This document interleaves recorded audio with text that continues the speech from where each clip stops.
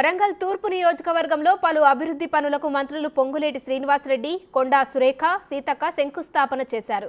దివ్యాంగులకు wheel chairs తో పాటు ట్రై సైకిళ్లను అందజేశారు. కళ్యాణ లక్ష్మి లబ్ధిదారులకు చెక్కులను పంపిణీ చేసి ప్రసంగించారు.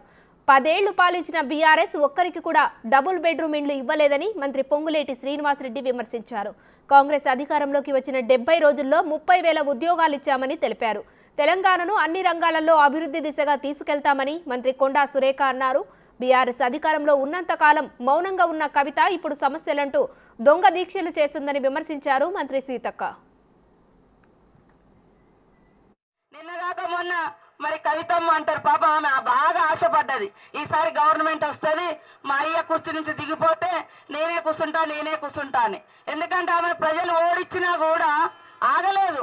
6 నెలల్లో మళ్ళీ ఎమ్మెల్సీ పదవి తీసుకొని వచ్చి పాప ఎంతో మంది మరి రాజకీయ పదవులు లేకున్నా పిల్లలు ఫెయిల్ అయితే మరి సప్లిమెంటరీకో యాన్యువల్కో ఎదురు చూస్తారు.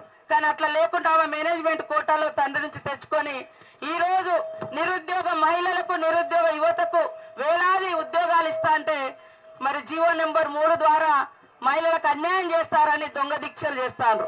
మహిళలకు అన్యాయం చేసే పార్టీ కాదు, మహిళల్ని అగ్రభాగాన నిలబెట్టే పార్టీ కాంగ్రెస్ పార్టీ.